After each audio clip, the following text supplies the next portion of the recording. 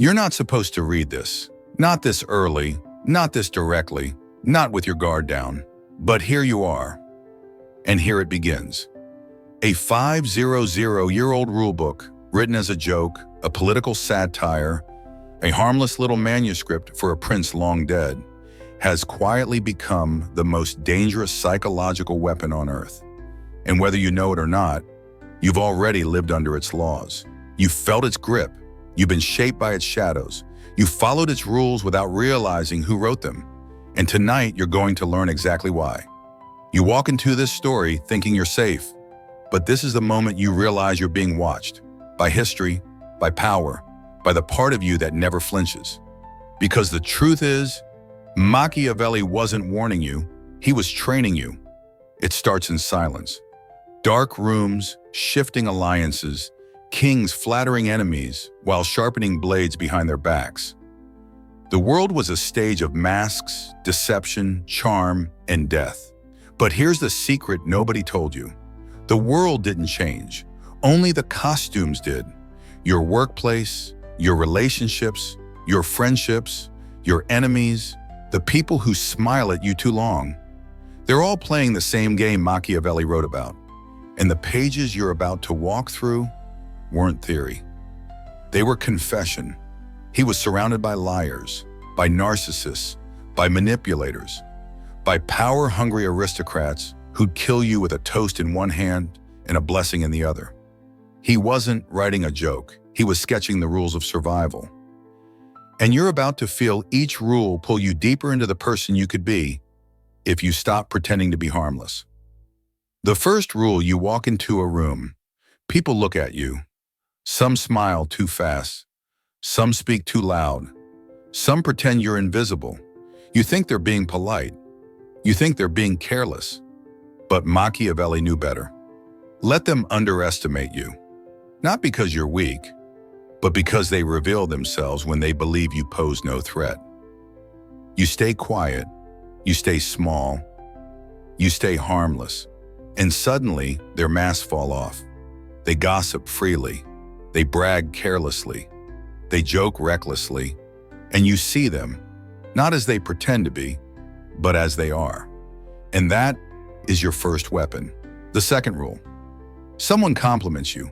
You feel warmth rising. You feel seen. You feel understood. But Machiavelli whispers, charm is more dangerous than truth, because charm doesn't reveal admiration. It reveals intention. The person who flatters you is not affectionate. They're positioning themselves, studying your hunger, testing how quickly approval melts your spine. You notice it now. The compliment wasn't about you. It was about what they hoped to pull from you later. And suddenly the world looks different. The third rule: there's a moment when someone asks you a question and you don't answer. You watch their reaction instead. Silence stretches. Your pulse slows. Their face twitches. Confusion, curiosity, fear. You've given nothing. They reveal everything, because ambiguity is not confusion. Ambiguity is control. The fourth rule: you scroll. You watch everyone posting their moves, their goals, their progress. But Machiavelli laughs beneath the static. Control what they see, hide what you do. You start posting less, talking less, revealing less, but you watch more. And suddenly people panic at your silence. They think you disappeared. They think you slowed down. They think they're ahead. Until one day, you pass them all in total, devastating quiet.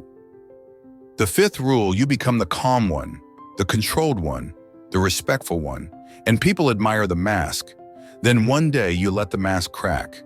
Not wildly, not emotionally, just enough. A sharp word, an unexpected insight, a sudden unnerving intensity.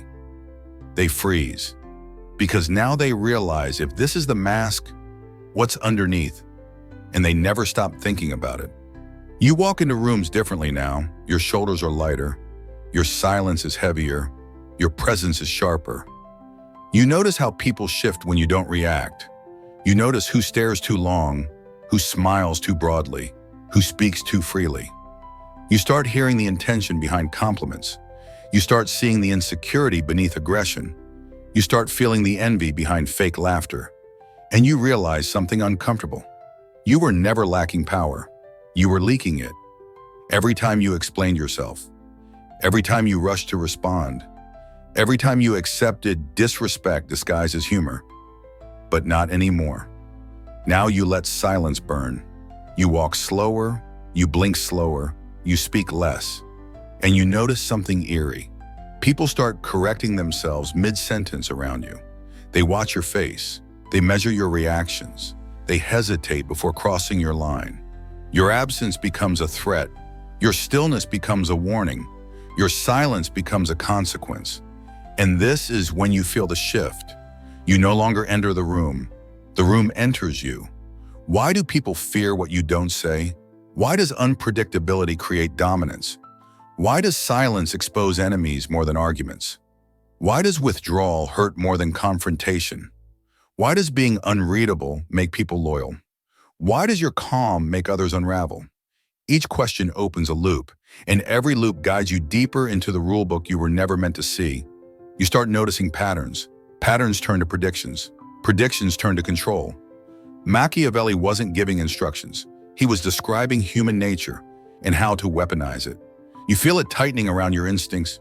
You feel your eyes sharpening. You feel your perception evolving. This isn't manipulation. This is awareness. This isn't corruption. This is self-defense. This isn't darkness. This is survival. If you felt the shift happening inside you, you're already different from who started this video. Scroll down, hit subscribe, and step deeper into the world Machiavelli built for survivors, not victims. Because once you understand these rules, you stop playing the game people trapped you in, and you start rewriting the rules they live by. This wasn't a book. It was a warning written as a whisper to the one person in the room destined to rise silently. And now that person is you.